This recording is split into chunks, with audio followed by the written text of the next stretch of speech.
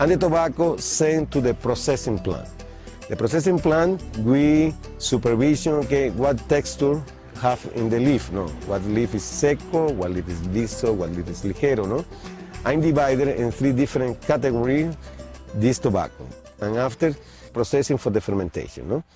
And the fermentation, that depends, okay, this seco, okay, it's more like tobacco, okay, need 2 and 3 and 4 months, okay, the viso, okay, I use, okay, 6 or 7 months, and the ligero is possible 8, 10, or it's possible 12 months.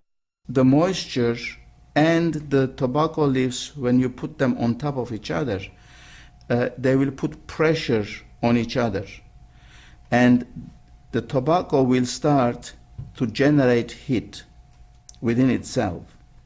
And the heat and the moisture will start a fermentation process, which will make the tobacco leaves smoother. It will make it with less nicotine.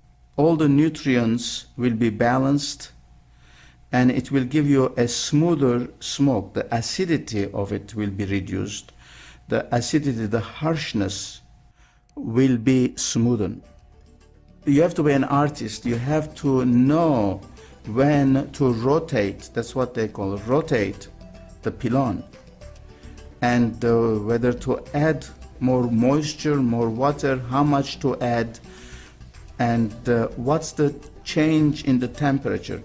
A lot of time when you're buying these tobaccos, some farmers, they're going to process it to the point that they feel that it's ready to be sold. That doesn't necessarily mean that it is ready to be rolled into a final cigar to be marketed.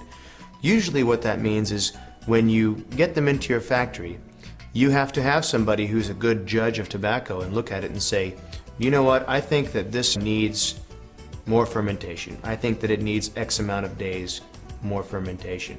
Fermenting, it's so critical. That can take a couple weeks, it can take several months, you know, and it just depends on the type of tobacco that you're using. This is, again, expertise that they have down at the factories through years and years of experience. The time that they take to ferment the tobacco, it depends on how thin or how thick the leaves are. The thinnest leaves needs approximately 30 days to be fermented completely.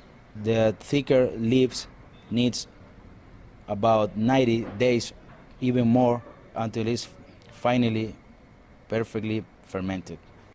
Now it's important that the tobacco recovers all these processes that it has gone through, and therefore it needs to rest.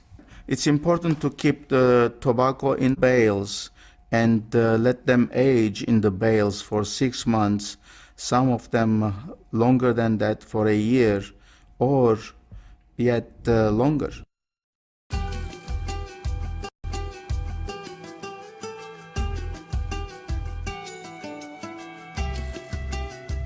The next step too is to come out with a blend that marries well. The wrappers, the binders, the fillers, which ones go well together, which ones don't. In tobacco, there are many different flavors that tobacco can give you. Each leaf is individual in and of itself. Even if it comes from the same farm, the reality is that each leaf may have a slightly different taste than the other. We like to blend a lot of different tobaccos, and sometimes we're blending all one cigar that is from the same country. So there's just the varieties within the farms that are coming from, say, Nicaragua. But in a lot of cases nowadays, what we're doing is we're really blending the best tobaccos from multiple different countries to come up with a cigar that has a very consistent and pleasing taste. We test out so many hundreds of them, combinations. You can come out with thousands of combinations if you wanted to. But to find the right match, you just have to go out there and put them together. We have the factories just put together the samples of the different types. You can't just take any blend, or you can come up with an idea if you'd like, and see how it tastes. But truly you have to understand how each leaf will work with the different leaves in order to create a good blend.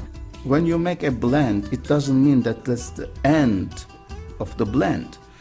That's a challenge, because you are dealing with a product, with tobacco, which is changing year after year, but you are trying to maintain the same taste profile, the same taste complexity, the same flavor, everything the same.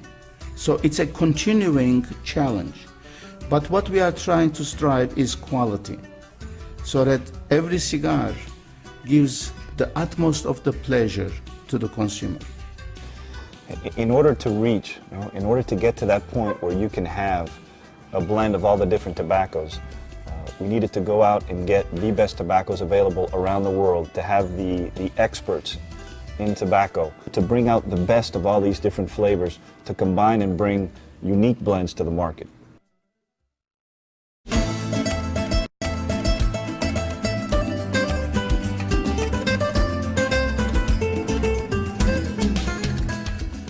What we have here is the binder, which is a thin leaf which is used to hold all the fillers.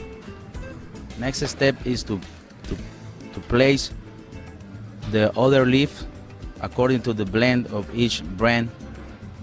She must roll this perfectly, this leaf, leaving some spaces between in order to let the air flow through the bunch. Well, she's now rolling the bunch. It's almost when she finishes the process of bunching. And then cut the foot of the bunch according to the size and place it in a mold. Then they will take the mold and put it under the press, so that the tube that we have formed from these different leaves is more consistent, more round. And then we will take those and take it to the final roller, who is going to put the wrapper on this cigar. Next step, she's putting out the wrapper with this another instrument called chaveta.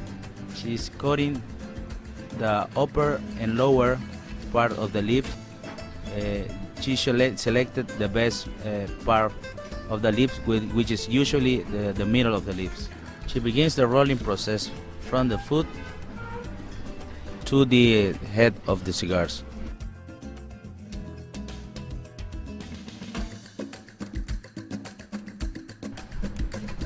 Just ending the rolling, just being sure that this kind of shape, which is a figurado size, is perfect. She cut the cigar by the foot according to the size of the cigar.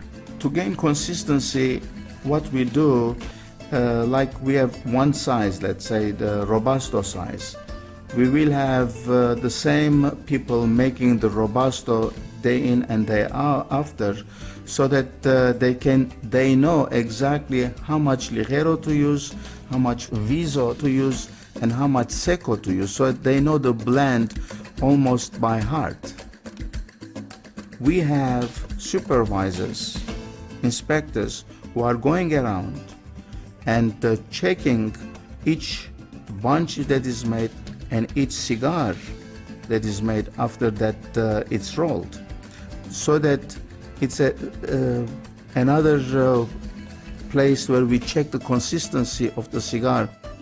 I think that ultimately, when you're making a great cigar, to us, one of the most important things is the ease of the draw of the cigar. What we do is we make sure every single one of our cigars goes through a draw test, where it's a machine that we have purchased that a lot of people, most factories in fact have this machine, but I don't think that most factories utilize it the way that we do. We've hired more people that stick the cigar into this chamber, basically, before the wrapper, the exterior portion of the cigar, is placed on the cigar itself. And then it has like a little speedometer looking gauge, and if the needle goes between 20 to 60, it passes our draw test, but if it's below 20 or above 60, then it's rejected because it's either too loose or it's too tight.